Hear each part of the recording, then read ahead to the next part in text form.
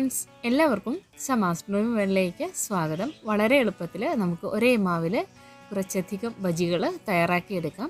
അതിനായിട്ട് ഒരു ബൗളിലേക്ക് നമുക്ക് 1 കപ്പ് കടലമാവ് ചേർത്ത് കൊടുക്കാം.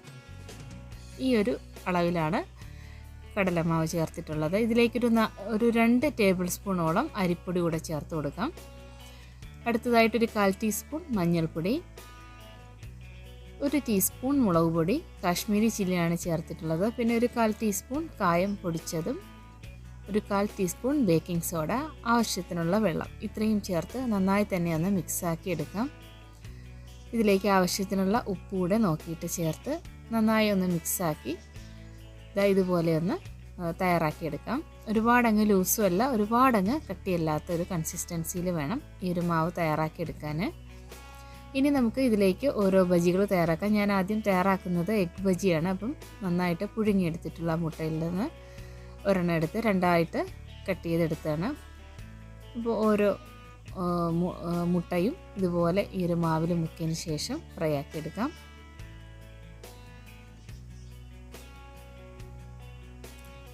ഇപ്പോൾ ഇത് നമ്മുടെ വളരെ ടേസ്റ്റി ആയിട്ടുള്ള മുട്ട ബജി തയ്യാറായിട്ടുണ്ട്. 2 വശവും നന്നായി തന്നെ ഒന്ന് മൊരിയിച്ചെടുക്കാം.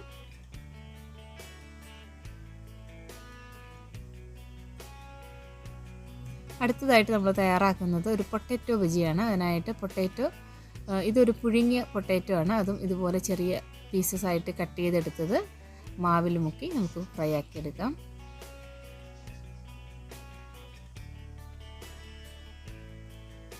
ഇങ്ങനെ പൊട്ടാറ്റോ ബജിയും തയ്യാറായിട്ടുണ്ട്. ഇത് നമുക്കൊന്ന് കോരി മാറ്റി വയ്ക്കാം.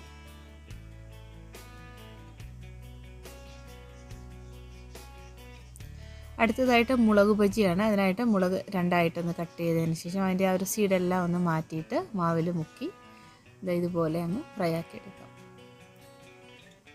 ഇനി നിങ്ങൾക്ക് ഇതിനകത്തൊരു ഫില്ലിങ്സ് ഒക്കെ വെക്കണമെങ്കിൽ അങ്ങനെയും വെച്ചിട്ട് ഇത് ഫ്രൈ ആക്കാം. അടുത്തതായിട്ട് ഞാൻ ഒനിയൻ ബജിയാണ്. അതിനായിട്ട് സവോള നല്ല കട്ടിക്ക് റൗണ്ട് ഷേപ്പിൽ കട്ട് ചെയ്തത് മാവിൽ മുക്കി ഇതുപോലെ ഫ്രൈ ആക്കിയെടുക്കുകയാണ്.